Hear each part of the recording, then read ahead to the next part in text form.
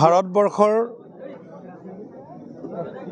প্ৰাক্তন প্ৰধানমন্ত্ৰী ভাৰতৰত্ন অটল বিহাৰী বাজপেয়ী দেৱৰ আজি 101 সংখ্যক জন্মদিনৰ লগত সংগতি ৰাখি বিশ্বনাথ জিলা ভাৰতীয় জনতা পাৰ্টিয়ে তেখেতৰ এটা আবক্ষ মূৰ্তি ইয়াত প্ৰতিষ্ঠা কৰিছে আৰু সেই আবক্ষ মূৰ্তি আনুষ্ঠানিকভাৱে আজি আমি শুভ উন্মোচন কৰাৰ সৌভাগ্য হ'ল।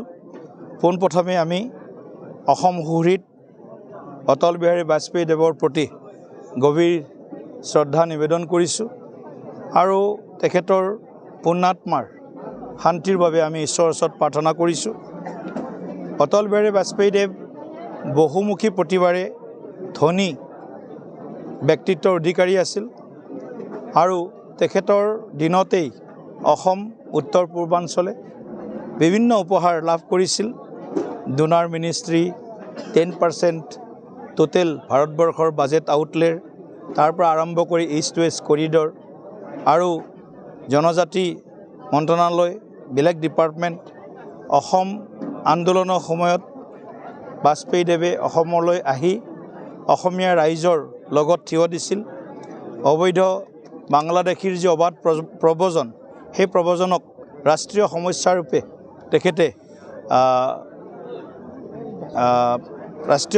ৰূপে তেখেতে ইয়াক ঘোষণা কৰি ৰাষ্ট্ৰীয় সমস্যাৰ সমাধানৰ কাৰণে save Assam today to save India টুমৰো শীৰ্ষক বাণীৰে তেখেতে সমগ্ৰ ভাৰতবৰ্ষত এক জনজাগৰণ সৃষ্টি কৰাত অগ্ৰণী ভূমিকা লৈছিল। এজন সুপ্ৰশাসক হিচাপে তেখেতৰ দিনত সমগ্ৰ ভাৰতবৰ্ষৰ শাসন ব্যৱস্থাৰ যি সংস্কাৰমুখী যাত্ৰা আৰম্ভ হৈছিল আৰু সুশাসন প্ৰতিষ্ঠাৰ ক্ষেত্ৰত কাণ্ডাৰী হিচাপে তেখেতে যিখিনি কাম কৰি গৈছে নিশ্চিতভাৱে ভাৰতবৰ্ষ আজি আমি প্ৰতিগৰাকী ভাৰতীয়ই তেখেতৰ সেই অনবদ্য অৰিহণাসমূহক চিৰকাল মনত ৰাখিব লাগিব। বাজপেয়ী দেৱ চিৰনমস্য ব্যক্তি, শত্ৰুৰো মিত্ৰ ব্যক্তি। গতিকে বাজপেয়ী দেৱক অজাত শত্ৰু হিচাপে আজি আদৰ্শগত বিৰোধীসকলেই হওক বা ৰাজনৈতিক বিৰোধীসকলেই হওক সকলোৱে তেখেতক সমীহ কৰি চলিছিল আৰু তেখেতৰ ব্যক্তিত্বই এনেকুৱা আছিল সাগৰসম ব্যক্তিত্ব। গতিকে এই ব্যক্তিত্বৰ কেতিয়াও মৃত্যু নহয়, এই ব্যক্তিত্ব অজৰ আৰু অমৰ।